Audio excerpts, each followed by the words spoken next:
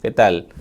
Soy el médico residente Luis Lozano, residente del Hospital Nacional Edgardo Revelati Martins. Continuando con el tema o el apartado de ginecología como parte de las herramientas ya en preparación a su internado, vamos a hablar en esta oportunidad acerca del tema de clave amarilla. ¿Bien? Entonces, clave amarilla va a ser sinónimo de sepsis materna, sepsis puerperal, ¿no? Entonces, hay tres grandes emergencias obstétricas que hay que tener en cuenta en una paciente gestante, ¿no? Las cuales cada una de ellas va a activar una clave. Entonces, la clave amarilla nos va a hacer pensar en una causa infecciosa. Una causa infecciosa, clave amarilla.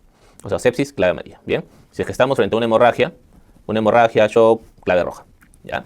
O si es que tenemos una presión muy elevada, habrá que activar la clave azul. ¿Bien? Entonces el tema de hoy básicamente va a ser clave amarilla, que si es que podemos hablar acerca de la frecuencia respecto a la activación de estas, la clave amarilla quizás es la que tiene menos frecuencia, ¿no? Al menos acá en Perú usualmente en la parte de salud está que en primera instancia lo más frecuente va a ser la preeclampsia, segundo un shock o una hemorragia posparto, que va a activar una clave roja, y en tercer lugar recién una clave amarilla, ¿no? O una sepsis. Entonces, de todas maneras, la clave amarilla es un tema bastante interesante porque hay aspectos o realmente no hay tantos estudios para poder definir parámetros, ya sea clínicos o laboratoriales, en gestantes, ¿no? Y peor aún en puérperas, que cambia tanto la fisiología materna.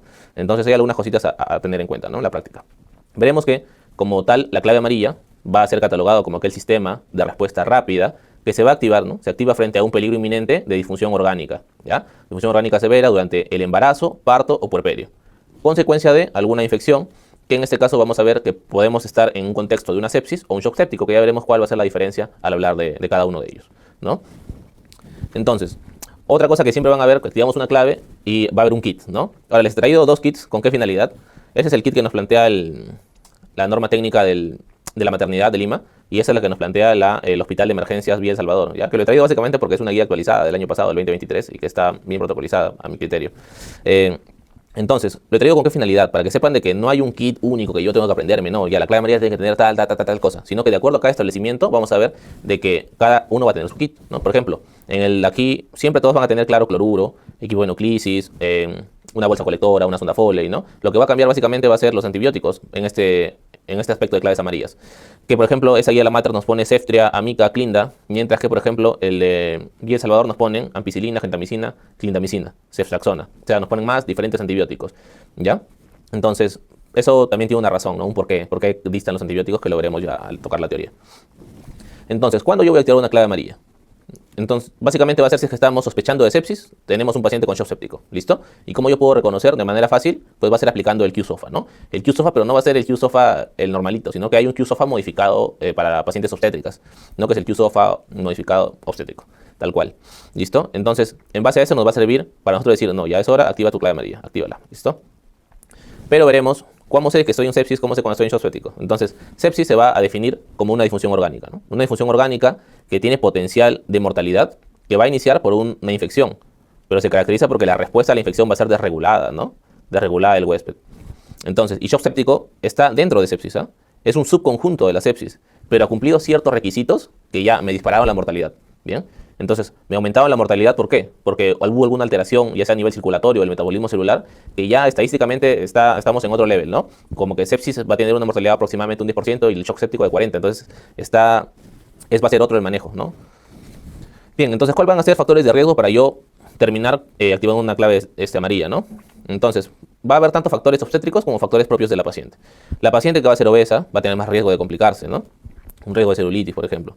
Pacientes que no toleran, que tienen diabetes o prediabetes, pacientes que tienen de fondo ya un problema inmunológico, que están recibiendo alguna terapia inmunosupresora, pacientes desnutridas con anemia, que el cual la inmunidad va a ser menor, pacientes que tienen infecciones cervicovaginales, ¿no? Que es muy común que los pacientes vengan con vulvovaginitis, antecedentes de infecciones pélvicas, pacientes que han tenido EPI recurrentes, pacientes con insuficiencia renal, insuficiencia hepática, o que ya de por sí han estado utilizando antibióticos previos, ¿no? La automedicación. Entonces, esos son por parte de la paciente, pero también va a haber factores obstétricos que van a contribuir o conducir a que la paciente finalmente termine con sepsis, ¿no? Como por ejemplo, hay pacientitas que ya de por sí inician sus controles prenatales, se les hace su ecografía genética y ven de que hay alteraciones, ¿no? Una hipoplasia nasal, ausencia de una translucencia nucal aumentada, que me hacen pensar en que quizás ya el bebito tiene de fondo un trastorno genético, que yo voy a plantear, no, mejor hay que hacer una amniocentesis, ¿ya? La amniocentesis también va a ser un proceso que nos puede generar infecciones intraamnióticas. También nos puede llevar a ruptura de membranas, por ejemplo, el procedimiento de amniocentesis, que de por sí también es un riesgo de infección, ¿no? Un RPM prolongado, mayor a 18 horas, ya es un factor de riesgo de infección, ¿no? Cerclajes cervicales también, ¿no? Aquellos pacientes que tienen incompetencia cervical, en los cuales le hacemos cerclajes entre la semana 12 a 16 para poder contener el producto mientras crece, también es un factor de riesgo. Trabajos de partos prolongados, ¿no? Que conllevan justamente múltiples tractos vaginales, también son factores de riesgo. Traumas vaginales, las cesáreas, ¿no? Cesáreas, usualmente hay un punto de corte que cesáreas prolongadas mayor a 1 hora, también nos pueden llevar a infección, ¿bien? Entonces, en esta revisión que nos hace la Sociedad de Medicina Materno-Fetal en el 2023, que es básicamente en la cual vamos a avalar esta clase, nos habla de que hay causas tanto anteparto como posparto, y también causas obstétricas como no obstétricas, que van a llevarnos a justamente desarrollo de sepsis, ¿no? Entonces, si hablamos de pacientes obstétricas, la causa anteparto más común va a ser el aborto séptico. Y en segundo lugar, la coriomionitis, ¿no? O también lo van a encontrar como triple I. Alguien seguro le va a decir en su internado, ¿qué es la triple I? Ya, esa es la nueva definición, ¿no? Y de posparto, como causas obstétricas, ahí está la endometritis, ¿no? La endometritis.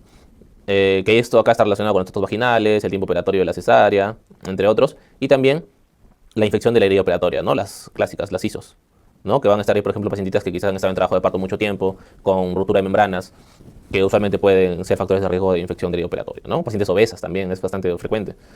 Y de causas no obstétricas, también tenemos las ITUs, ¿no? Las ITUs son pan de cada día. Entonces, las ITUs en general podrían ser quizás la causa más frecuente que nos van a conllevar a sepsis, ¿ya? En la práctica.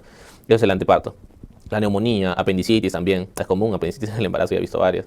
En el posparto, de igual manera la ITU, ¿no? A la cabeza, miren, la neumonía en segundo lugar y causas gastrointestinales, ¿no? Las GECAS en tercer lugar, ¿ya? Entonces, usualmente no logramos identificar cuál va a ser el microorganismo aislado que nos va a llevar a la sepsis, ¿no? En general una sepsis materna. Sin embargo, si es que hay reportes o en general en global nos dicen que el microorganismo aislado con mayor frecuencia va a ser la Escherichia coli, ¿no? Y creo que está ahí de la mano justamente porque de las causas no obstétricas vemos que lo más común es la ITU, ¿no? Y la ITU, su causa más frecuente es E. coli, por ahí se pueden acordar. Y como segunda causa más frecuente nos hablan de los estreptococos, ¿no? El estreptococo, ya sea grupo A, grupo B. Entonces, en caso que les preguntaran de la etiología de la sepsis materna, en manera general, E. coli en primer lugar, segundo lugar, los estreptococos de grupo A y grupo B, ¿bien?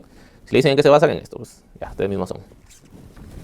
¿Y qué podemos encontrar como parte de la clínica y laboratorio de ese tipo de pacientes? Bueno, lo más común, inclusive antes decían que basta con fiebre y ya definían sepsis, ¿no? Entonces eso va a ser la fiebre, que sea mayor a 38, menos de 36, también la hipotermia, ¿no? Que haya presencia de taquicardia, mayor a 110, taquipnea mayor a 24, ojo que son estos valores para las puérperas o las obstétricas, diaforesis, la piel fría, marmoria, ya este es como shock séptico prácticamente, ¿no? Náuseas, vómitos, que la paciente esté hipotensa, chocada, que no hay una buena diuresis, que haya mucho dolor en el sitio de infección, entre otras, ¿no? Todo eso tiene que hacernos pensar en que quizás la paciente ya está desarrollando una sepsis, ¿no?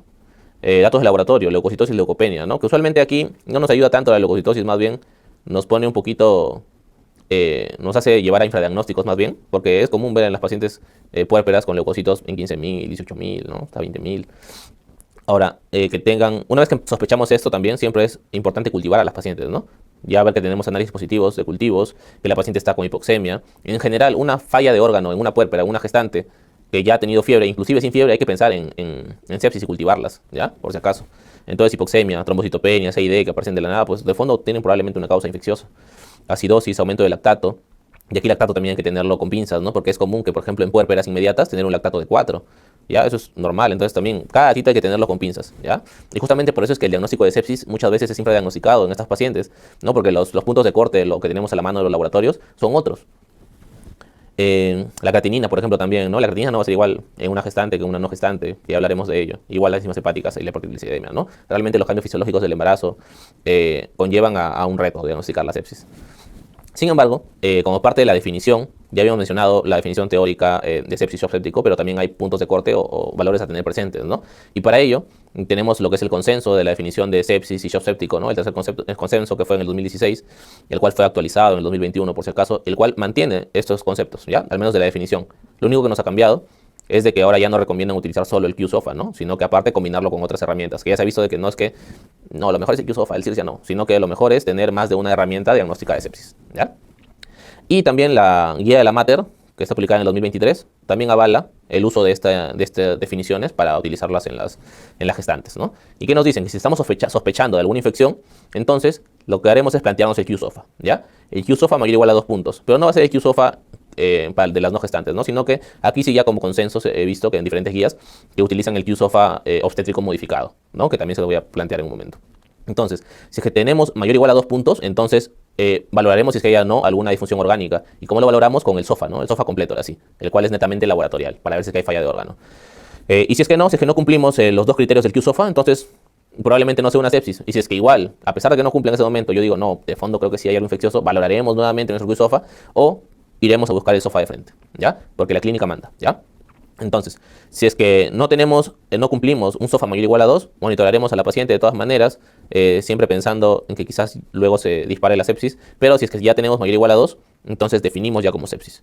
Ahora, si es que en la sepsis, como veremos, es importante la fluidoterapia, es básico, ¿no? Entonces, a pesar de la fluidoterapia, mi paciente empieza a chocarse, yo sabiendo ya que le estoy dando las cantidades correctas, empieza a chocarse, o sea que va a requerir vasopresores.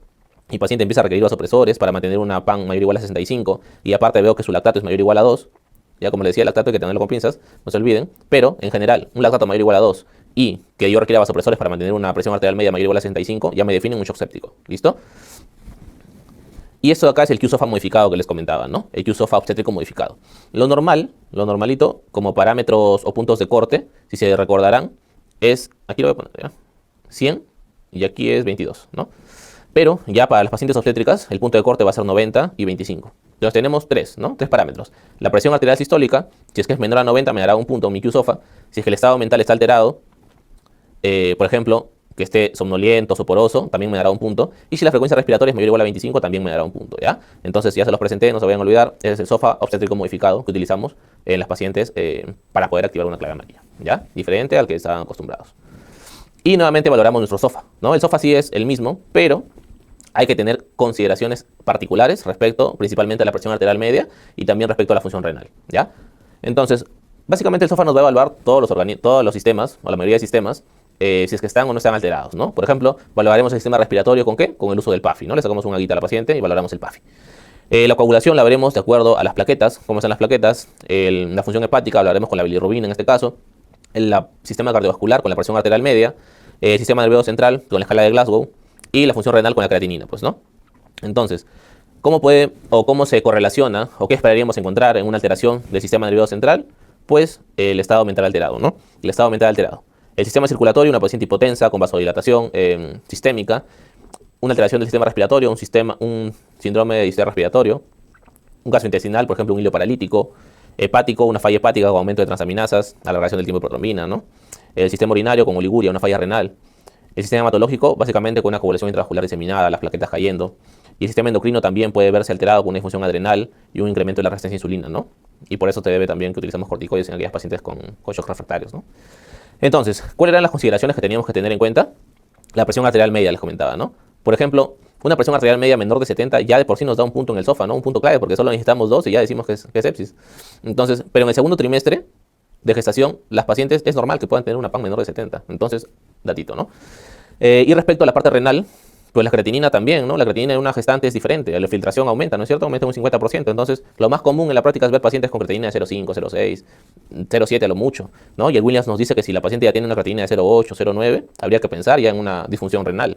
Pero, ¿qué nos dicen acá? Que recién le damos un punto cuando tiene más de 1,2, ¿no? Entonces, también es otro punto a tener en cuenta en estas pacientes, ¿ya? Entonces, por eso es que al final terminamos ya sea infradiagnosticando o supradiagnosticando la sepsis, ¿no? Entonces, hay diferentes, ¿cómo decirlo? Parámetros, clasificaciones o criterios en general a tener en cuenta para poder definir una sepsis, ¿no? ¿Y a qué me refiero con esto? Por ejemplo, el SIRS, el Q-SOFA que les mencionaba, hay otro que es el MIU. Entonces, adicionalmente a estos, que se ha visto que tienen una sensibilidad y especificidad alrededor del 60-80%, lo que nos plantea la Sociedad de Medicina Materno-Fetal es esta herramienta, ¿no? Es la herramienta que se llama la California Maternal Quality Care Collaborative, ¿no? Que es una herramienta de 2 pasos, que todavía está en validación, pero nos hablan de que los datos que están publicados al menos tienen una sensibilidad de un 95% y una especificidad del 97% para sepsis, ¿ya? Entonces, por eso es que le he traído, para que la tengan presente. Sin embargo, se ha asociado a muchas tasas también de falsos positivos, ¿no? Por eso es que aún está en validación. Pero es interesante que la sepan ustedes, ¿no? Que la manejen en su práctica.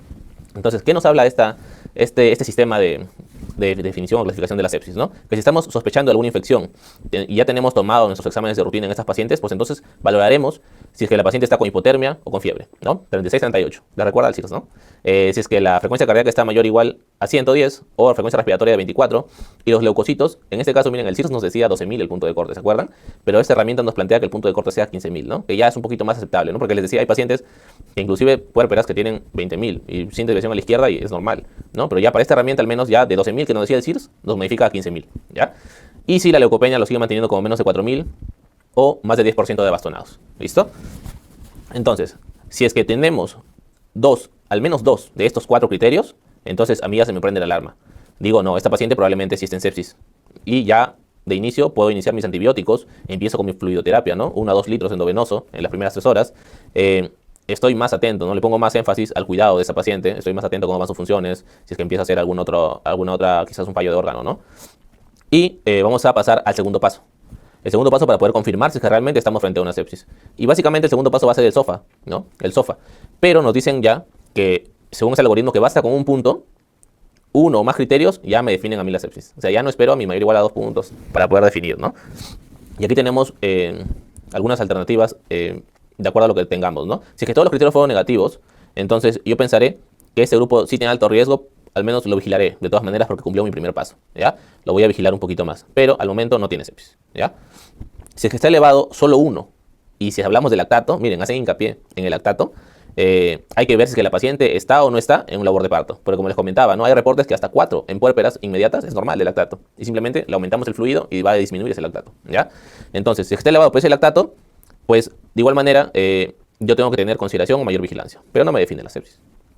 Si es que hay mayor o igual a un criterio positivo, pues ya me va a definir la sepsis, ¿listo? Y empezaré todo mi protocolo de acción del manejo de la sepsis. Y si es que la paciente requiere o tiene una PAN menor de... Miren, aquí basta con que tenga una PAN menor de 65 durante 15 minutos, que sea persistente, yo ya considero que el paciente está con shock séptico. ¿Listo? Entonces ya saben, esta de aquí es la herramienta que probablemente sea la que más utilicemos para poder definir en un futuro cercano, creo yo, ¿ya? Pero por lo pronto no se olviden de su QSOFA, ¿no? Del QSOFA obstétrico modificado, que ya saben, cambia los puntos de corte 90 y 25, ¿no? 90 y 25, acuérdense. Entonces, yo ya defino que estoy frente a una paciente con sepsis. ¿Qué es lo que hago? Entonces, aquí tenemos también, ¿no? Tiempos de acción, ¿no? Los tiempos de oro, los clásicos tiempos de oro preguntados. Si estamos frente a una sepsis, ¿cuál es el tiempo de oro? ¿En qué tiempo tengo que iniciar antibióticos? Pues 1 hora, ¿ya? 1 hora. Eso es en general, ¿ah? No solo en los casos que estamos de pacientes obstétricas. En general, activo mis antibióticos dentro de 1 hora. ¿Y qué es lo que voy a hacer? Paso de 20 a 8, ¿no? Paso de 20 a 8, ¿qué cosa? Mi mortalidad, ¿ya? Puedo disminuir mi mortalidad, miren, prácticamente un 12% de mortalidad lo bajo, solo utilizando mis antibióticos si lo empiezo después o dentro de la primera hora de hacer mi diagnóstico de sepsis. Y si es que... ya, pero aquí nos dan una chance, ¿no? Si es que está shock séptico, dentro de 1 hora. Pero si es que no es shock, si es que no estamos frente a un shock séptico y tengo la sospecha que no, si es sepsis, pues ya lo estudiaré un poquito a mi paciente, tengo un poquito más de tiempo y dentro de las 3 primeras horas puedo iniciar mi antibiótico. ¿Ya? También lo voy a abordar luego esto. Entonces, ¿qué es lo que tenemos que hacer? Tomamos cultivos y lactato. Cultivos y lactato. Ahora, si es que sé que mi cultivo me va a demorar en traer mis frascos para tomar la muestra, o entre otras, o si la paciente no quiere orinar, no puede orinar, no voy a decir, no, hay que esperar que orine la paciente, si no, no inicio antibióticos. No, hay que tener eso, o tomarlo nuevamente con pinzas, ¿no? O sea, no voy a esperar a que mi paciente, después de 6 horas, que la paciente con anuria, con oliguria, después de 6 horas recién orine un poquito para mandar el cultivo y luego inicio mi antibiótico. No. Entonces individualizamos. ¿Ya? Si es que sé que va a demorar en poder tomar los cultivos, pues le inicio ya los antibióticos, ¿no? Me interesa a mí bajarle la mortalidad. Eso va a ser más importante, ¿listo? Y administraremos, en todo caso, antibióticos de amplio espectro. Ya actualmente se recomiendan al menos utilizar 2 antibióticos, ¿no? De amplio espectro. Ya no es, antes decían, utiliza tal más tal, tu clave amarilla. Ahora ya no, por si acaso.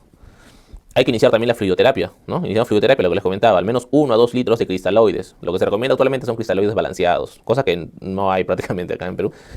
Pero al menos con cristaloides, no utilizar coloides, ¿ya? Cristaloides es lo que se utiliza. 1 a 2 litros en las primeras 3 horas, ¿no? En las primeras 3 horas, 1 a 2 litros, y luego, ya confirmado, o si es que estamos frente a un shock séptico, pues le pondremos 30 cc kilo en las primeras 3 horas, ¿ya? ¿Qué más tenemos que hacer? Guiarnos de acuerdo a cómo están nuestros parámetros, ¿no? Inicialmente la PAN, pero si es que ya estamos en un nivel más avanzado en la UCI, podemos utilizar también parámetros dinámicos, ¿no? Por ejemplo, valorar el diámetro de la cava, entre otros parámetros, ¿no? Ecocardiográficos también, que nos pueden predecir la respuesta a los fluidos y saber si es que va a responder o no de frente al inicio vasopresores, ¿no? Eso es algo que también se maneja actualmente. Y podemos iniciar también los vasopresores, ¿no? El de elección va a ser la norepinefrina, ¿ya? Elección tenemos la norepinefrina. Iniciamos también, podemos iniciar bajas dosis de esteroides en caso que no haya una buena respuesta a los vasopresores. Usualmente después de utilizar 2 vasopresores en dosis máximas utilizamos ya corticoides, justamente por lo que puede haber también una insuficiencia adrenal como causa de sepsis, ¿no? Y usualmente se utiliza la hidrocortisona. Y aparte también vamos a ver de usar imágenes para poder vigilar la respuesta de nuestro paciente, ¿no? Eso es parte de los parámetros dinámicos que le comentaba.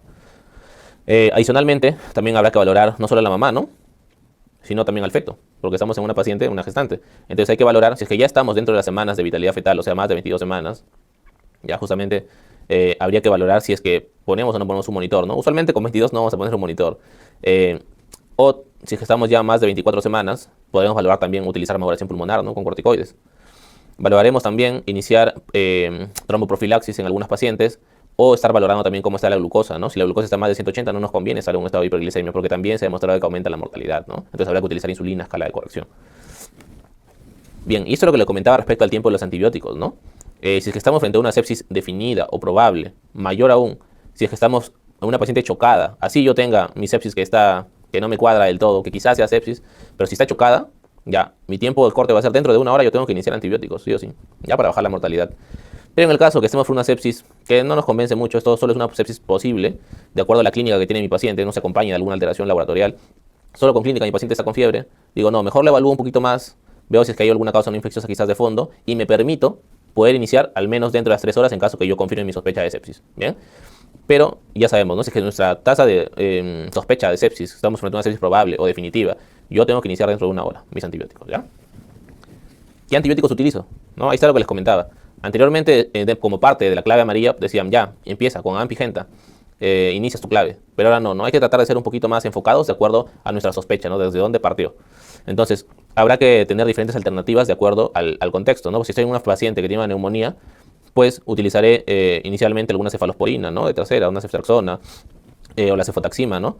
O en todo caso, plantearé ampicilina con acitromicina, entre otros, ¿bien? Entonces, es orientado. Si es que ya estoy, por ejemplo, en el contexto de una paciente que me hizo colamnionitis y ahora está que persiste con la clínica, que ya hizo una sepsis, entonces plantearé una ampicilina con gentamicina. Si es que estoy con una endometritis, podré utilizar también clindamicina, metronidazol, ¿no? De acuerdo al contexto, podemos individualizar. Y así, en general, de acuerdo a desde dónde va a estar nuestro punto de partida, yo podré definir, no, mejor inicio tal combinación. ¿Listo? Ya no es el esquema que antes se planteaba, clave amarilla, ampigenta, clave amarilla, ampigenta. No es lo clásico, pero ya no se tiende a hacer eso. ¿Listo?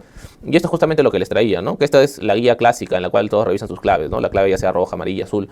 Y una guía que básicamente actualmente ya está desactualizada, ¿no? Ya sea, por ejemplo, clave azul te dicen ponle metildopa 1 gramo, está, cosa que no se hace, ¿no? Te dicen ponle 1 litro de suero fisiológico, pero ya no, eso ya no se hace.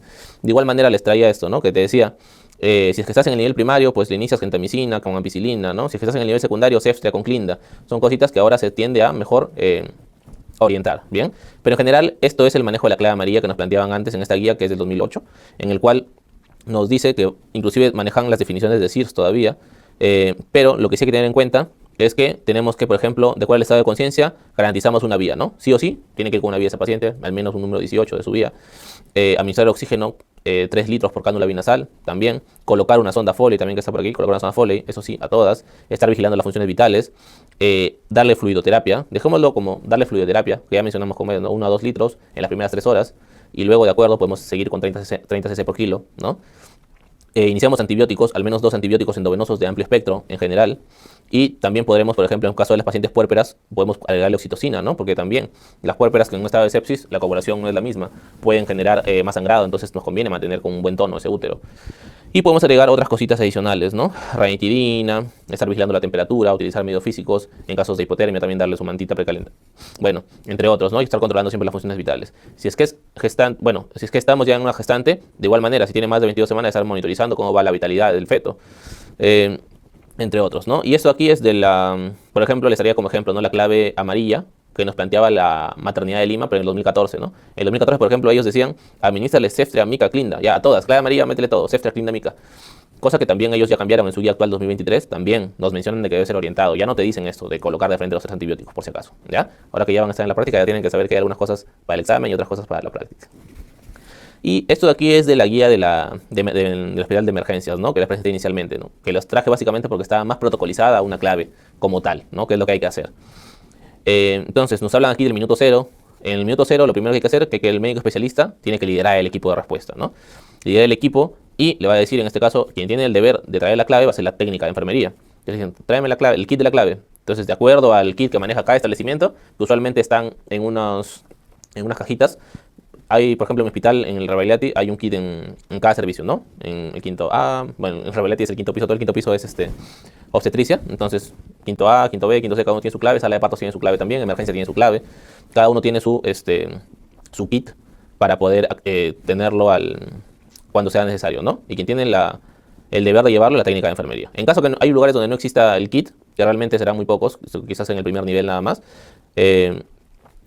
habrá que traer tal cual pautados los medicamentos que vamos a necesitar, ¿no? O el cloruro, la vía, el equipovinoclisis, la oxitocina, entre otros, ¿no? Y posteriormente habrá que evaluar, ¿no? El médico ginecólogo obstetra tendrá que evaluar si es que realmente estamos frente a una sepsis o no, ¿no? Y aplicaremos el Q-SOFA. Ya vimos que usamos el Q-SOFA obstétrico modificado. Verificamos que la paciente tenga una vía aérea permeable. Administramos la fluidoterapia, ¿no? Que en este caso, la fluidoterapia, discúlpeme, la oxigenoterapia, que aquí nos plantean opciones, ¿no? Si es que va a ser por cánula vinasal, 2 a 4 litros. Si es que va a ser por máscara Venturi, 3 a 5 litros. O por máscara de reservorio, 8 a 10 litros, ¿no? ¿Con qué objetivo? El objetivo va a ser mantener una saturación mayor al 95%, usualmente, ¿no? Entonces, simplemente mencionamos, tráeme tal cosa, vemos cómo está la saturación y la obstetra va a ser la encargada de colocarlo en este caso, ¿no? Porque vemos, si se dieron cuenta, lo clásico era que la enfermera hacía todas las pautas de la vía, el oxígeno, colocar los antibióticos y la obstetra solo veía el tema de los latidos cardíacos, ¿no? Pero aquí nos plantean que la obstetra realmente es la que tiene que tomar esto de aquí, ¿no? Porque usualmente no tenemos una enfermera en piso de obstetricia. ¿Qué más? La hidratación, ¿no? Colocamos 2 vías, como en toda clave. Toda clave 2 vías, al menos 16 o 18. ¿Dónde? En el antebrazo también. Ya eso también es algo que tienen que poner, porque a veces lo ponen en la mano y se para moviendo, no pasa los líquidos, no pasa el antibiótico, no pasa la oxitocina, eso es frecuente en el parto. Y aseguramos de al menos 1 litro en los primeros 20 minutos y otro litro en los 40 minutos subsiguientes, ¿no? Entonces, para ellos nos plantean utilizar 2 litros en 1 hora y posteriormente volúmenes de 50, 70 cc por hora cada 20 minutos, miren. Dista de lo que planteaba anteriormente, ¿no? Que no era lo que nos decía la Sociedad de Medicina Materno-Fetal. Entonces, va a depender de acuerdo al protocolo de cada hospital, ¿no? Pero debería realmente unificarse y tener al menos 1 o 2 litros en las primeras 3 horas, ¿no? Bien, luego evaluamos nuevamente a nuestra paciente para ver cómo ha respondido. Si es que la sospecha a la infección, si es que hay sospecha de infección bacteriana, pues iniciaremos los antibióticos. Miren, estamos en el minuto 0, para todo esto, minuto 0. O en todo caso dentro de los primeros 20 minutos, ¿ya? Y brindaremos de acuerdo a lo establecido en las guías o un tratamiento de soporte, ¿no? También habría que valorar si es que la paciente va a requerir o no alguna necesidad de transfusión sanguínea. Y nuevamente pediremos en estas pacientes, una vez identificado, toda nuestra analítica, ¿no? Para ver si es que va a desarrollar o no o ya desarrolló algún daño de órgano. Y poder nosotros también aplicar nuestro SOFA, ¿no? Entonces pediremos en hemograma, el perfil de coagulación, función hepática, perfil renal, un examen de orina, un AGA, si es que requiere, y podemos también ya cultivar, ¿no?, a la paciente, hemocultivo, cultivo de secreciones.